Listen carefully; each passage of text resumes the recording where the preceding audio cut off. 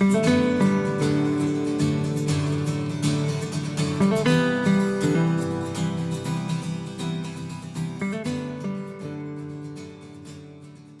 to Conversations Different, a podcast from the Santa Fe New Mexican.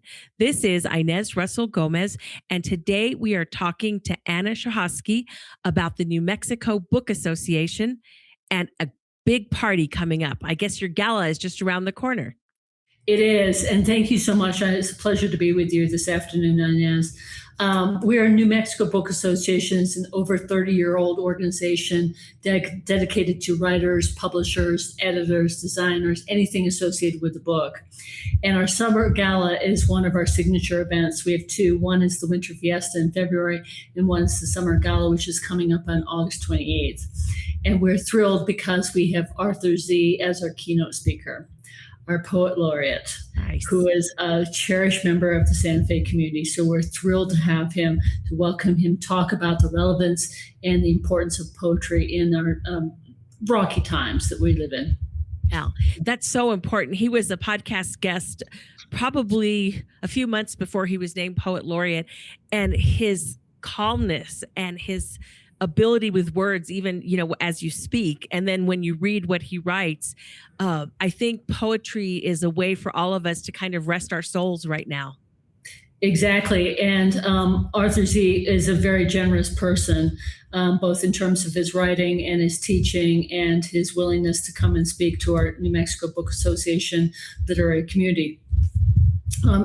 We are also bringing in some sort of calming environment to the gala. We will have Chase Morrison, who's a renowned cellist, welcome the people as they arrive. So we're going for a very low energy and excited in terms of the event, but just bring down the temperature of people's anxieties these days. And so I think Arthur and Chase will make that happen for us.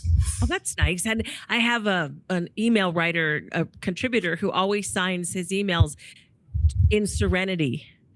And I just think that's such a nice, because, you think about being happy, content, or whatever, but you don't often think about being serene. And that's a relief from just all the anxiety about war and being poor and all the things that we're thinking about these days. Absolutely. And the gala I mentioned is on August 28th. This is Las Campanas Club Room from 5:30 to 8:30. Tickets are $80, and they may be purchased on our New Mexico Book Association website, which is nnbookassociation.org. But what we're doing is we're bringing people together, not just members, but members of the broader Santa Fe and statewide literary community. We've expanded a considerable amount in the last 4 or 5 years. We're very active in Las Cruces with the Las Cruces Writers Group and the Southern New Mexico Book Festival that I think is in its 3rd year this year. And we're expanding into Albuquerque. We participated in the Albuquerque Collective event in July. And so we're really welcoming, whether you're a member of the Book Association or not, you're welcome to join us. Oh, that is nice. And that I think we've read, all of us, about the need for third spaces where you go meet people away from your home or your work. And this sounds like an interesting evening where people can converse and talk and appreciate the written word together. Absolutely. And the other hallmark of the Summer Gala is our Southwest Book Design and Production Awards. We have over 40 entries every year. And this year we took a different tack. We have some professional judges. One is Arlen Nathan at the Santa Fe Community College. Kate Joyce is a Santa Fe Art Institute fellow.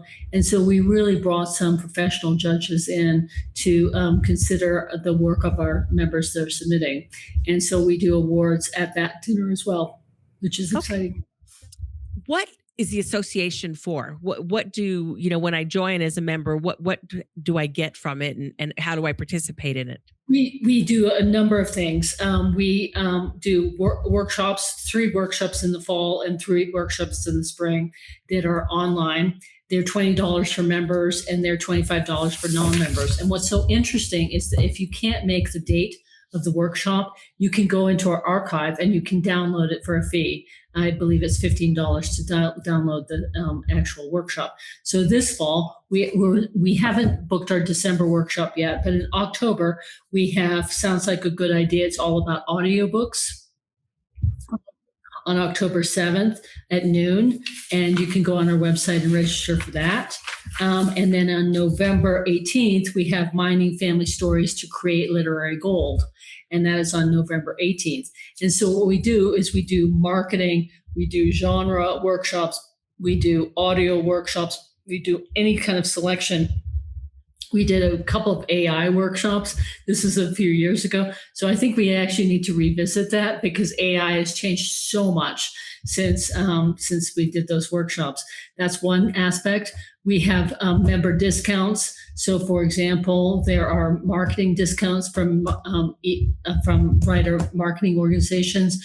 We have an offer from the Santa Fe New Mexican. We have a digital newspaper discount available to our members, which is fantastic. We're very excited about that. We also coordinate a lot of book festivals and have authors bring their books to be able to be shown at some of these book festivals.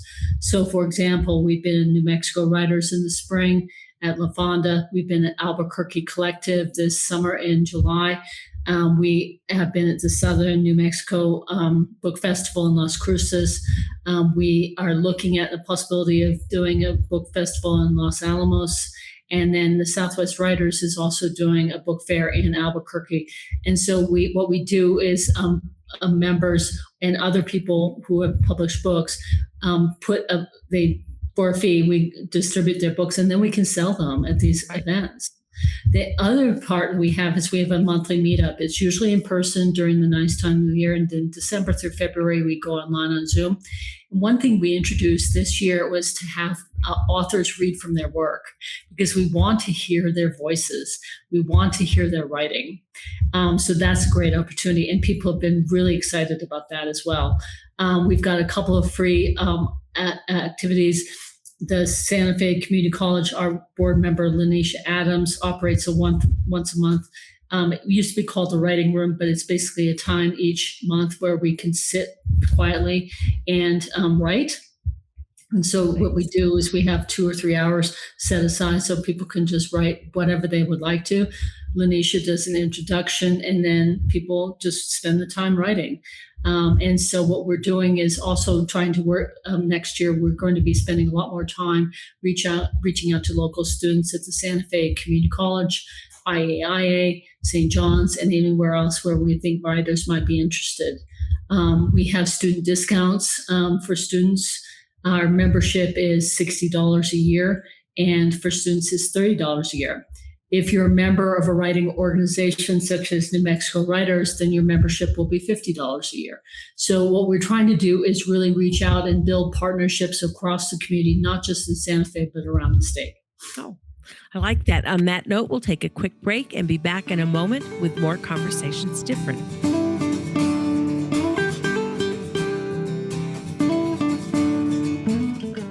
We make renewable doable. We're positive energy solar for a cleaner, brighter future for all. Positive energy's the right call. Feel good about your energy bill. Help save the planet too. Your trusted solar company, working hard for you. Generate positive energy. Positive energy solar.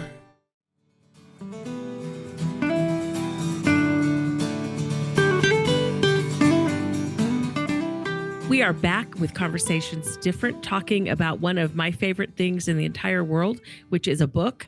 I think that especially today, so we've talked about the digital world and then the kind of the security and presence of a real book, but there's also a reality that the publishing industry is so crazy now.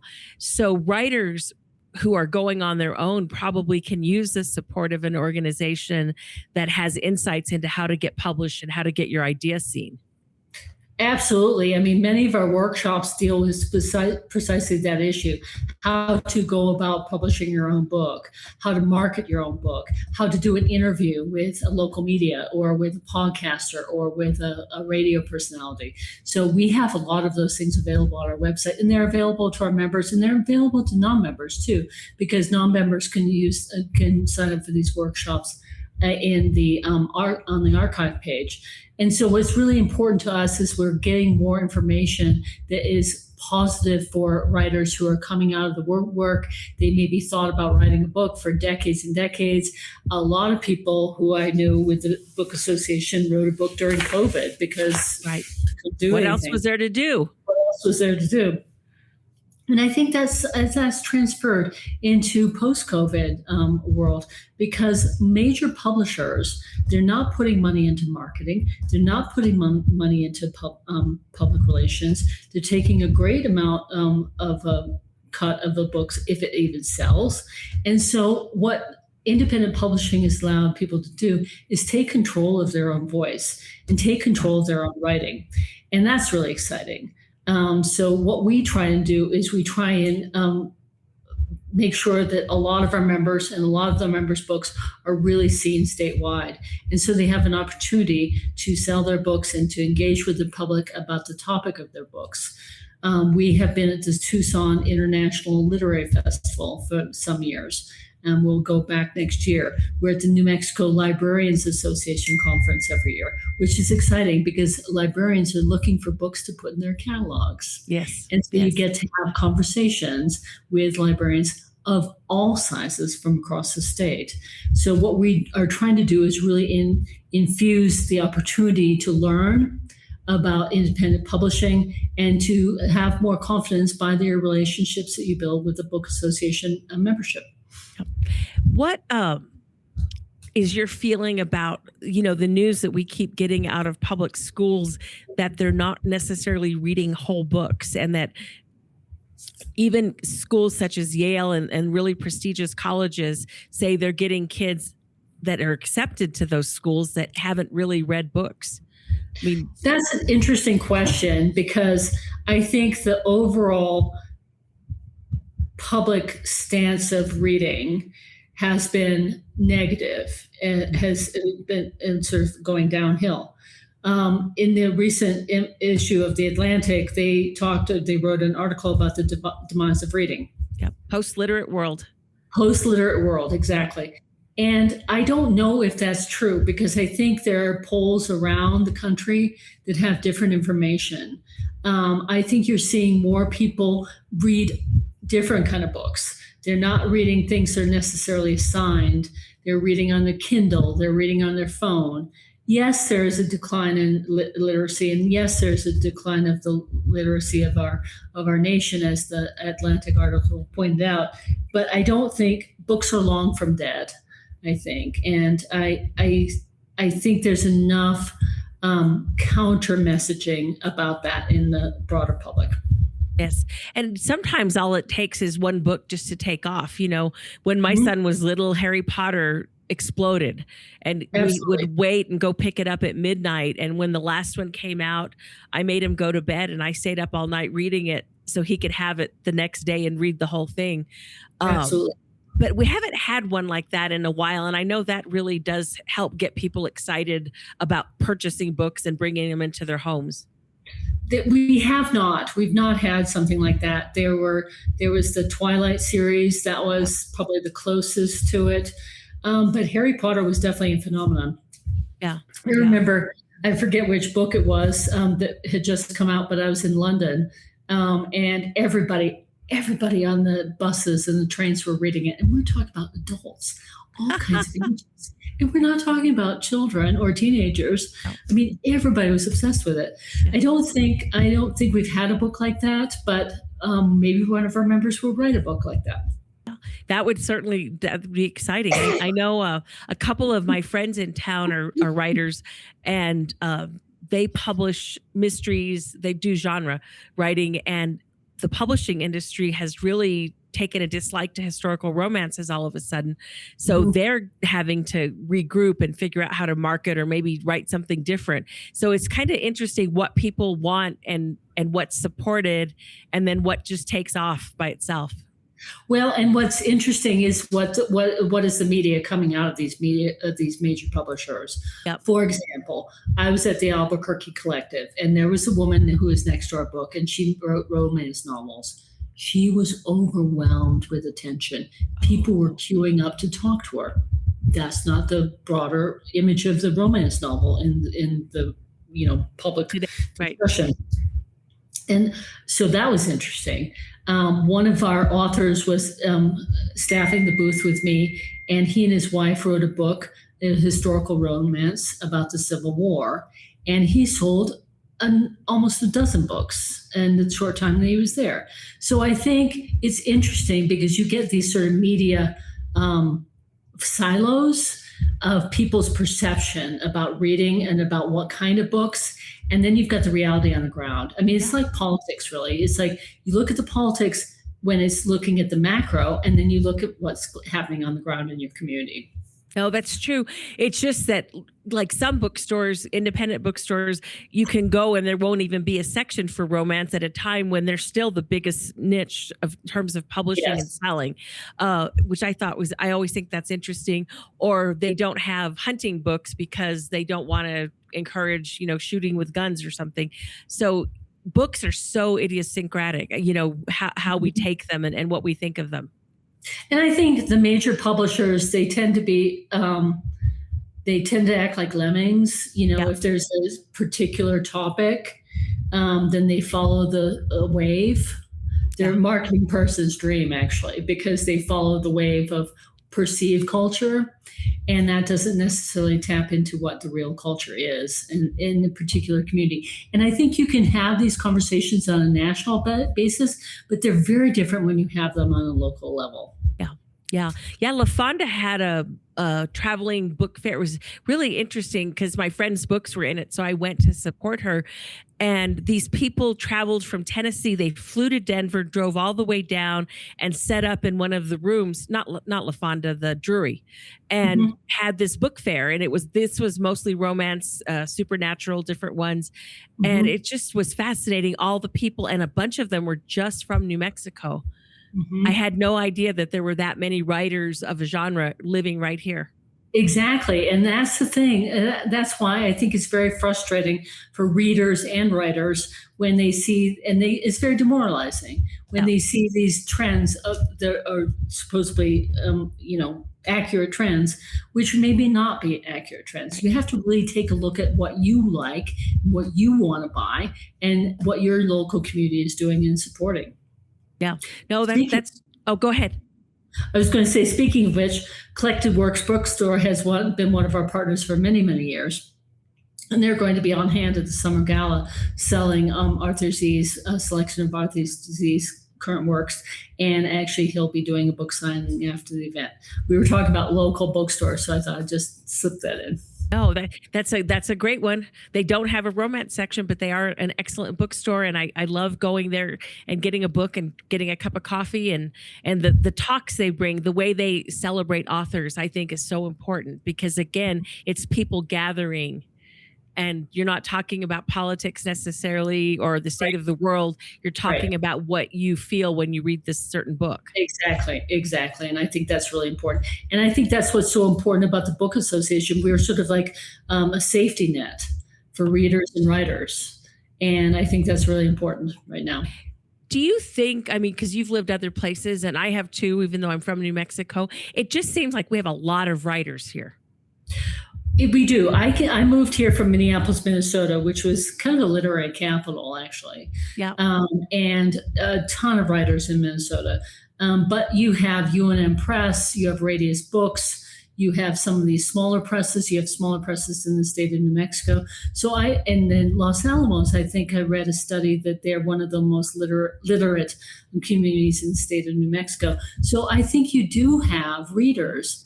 And you do have a lot of writers. What you don't have is a lot of public consumption because they don't know where, they're typing along in their house. They finish the book and then they go, oh, now what? Yeah. And so my answer to that is get on the New Mexico Book Association website and find out how we can assist you. All right. On that note, we'll take a quick break and be back in a moment with more Conversations Different.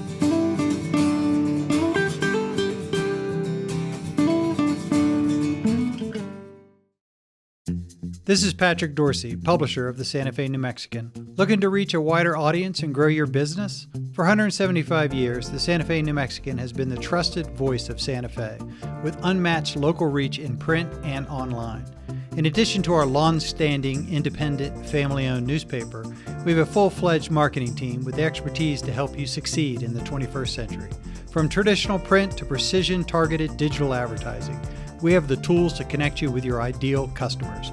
Partner with us and see the results for yourself. Advertise with the Santa Fe New Mexican and unlock your business's full potential. Visit us at santaFeNewMexican.com/advertising or call us at 505-995-3852. Thank you.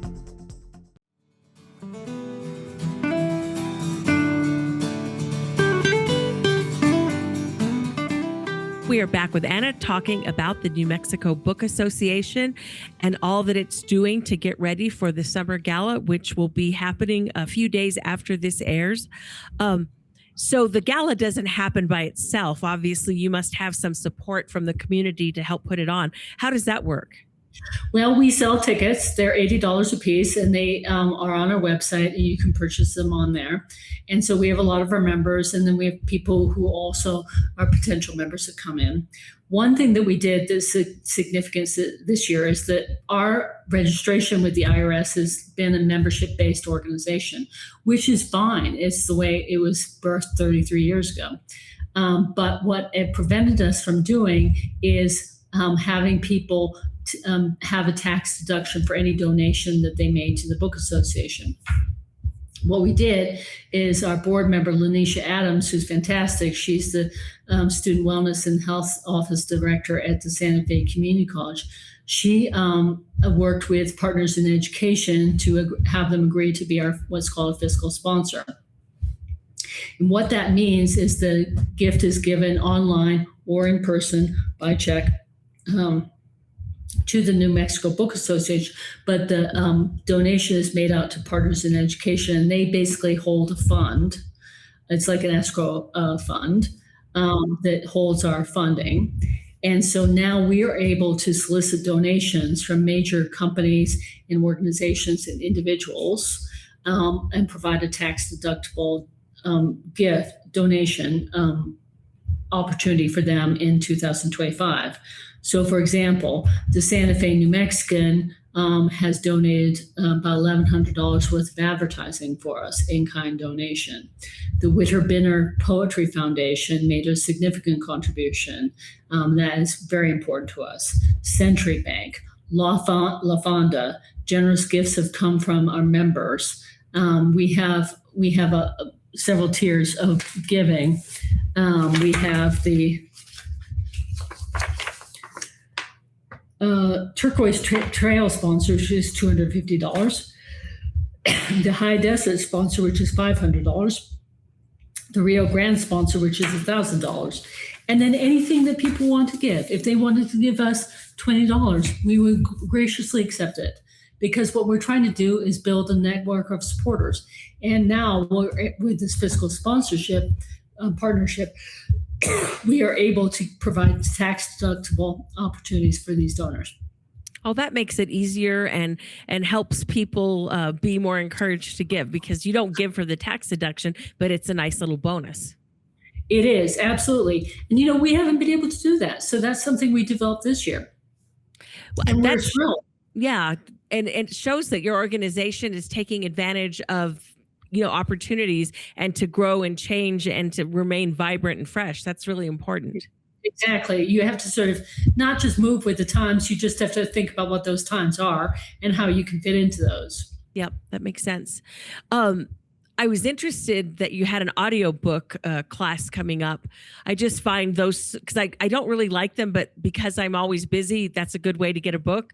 And I know that what gets me is that they're so expensive, and you have to pay the talent and you have to pay the writer. So I guess it's all those levels of stuff that go into it.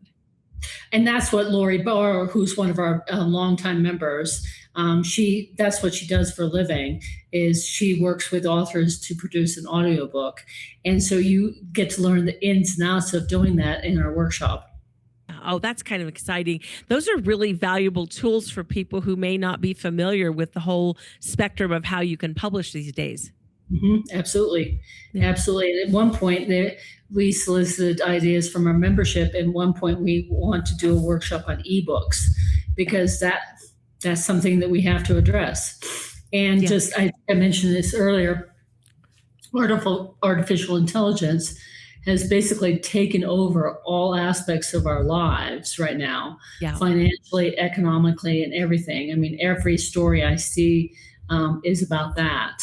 And it's even things like the local data center debates. And so we have to have these conversations about how artificial intelligence is a boon or a benefit for writers. Yeah, I think it's pretty important because they steal your books.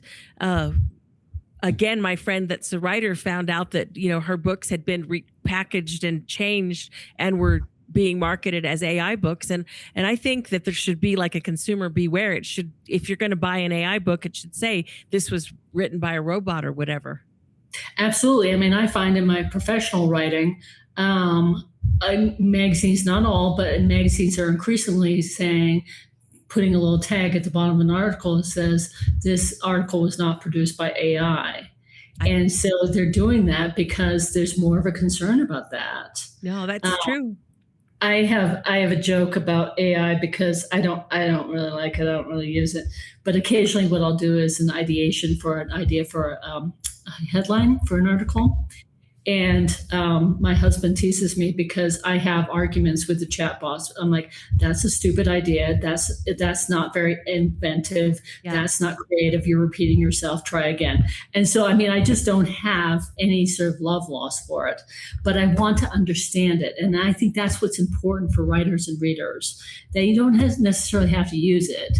They can be completely against it, which many, many people are for good reason. I do think it's very important to understand the enemy, so to speak. No, I think that's true. We are developing a policy at the newspaper on, what our approach or not use of AI, but just what we think about it. And I really, because I'm at the end of my career, I've worked for a long time, and I just want to ignore it and get out the door before it ever becomes more present in my life. That's probably not the wisest approach at this point, but I just really find it kind of appalling. It's just not my thing. I think a lot of people feel like that. One of my closest friends thinks it's very dangerous, and I agree with her. Yeah. But again, it comes back to something that's so a part of our culture, and will be until there's a crash, because I think there's going to be a crash, like the tech crash. They're overbuilt. They're overbuilt, and they're overvalued, and I think there's going to be a big crash at some point. But I do think it's important that we learn. No, I think you're right. Because we have to. I mean, for example, I never go on. There's a few of them I won't even touch because of how they're associated. Yeah, I mean, I just. But I learned that. I was like, oh, that's associated with Anthropic. I don't want anything to do with that. That's associated with this institution. I don't want anything to do with it. And because of all the rise of these data centers, we have to understand why these things are being built and how these things will affect our writers. Right. And especially when they're stealing their work. I mean, it's kind of like what happened. Newspapers got, ripped off by big tech because they took our stories and never paid us. And now that's going to happen to, authors of books. Absolutely. And,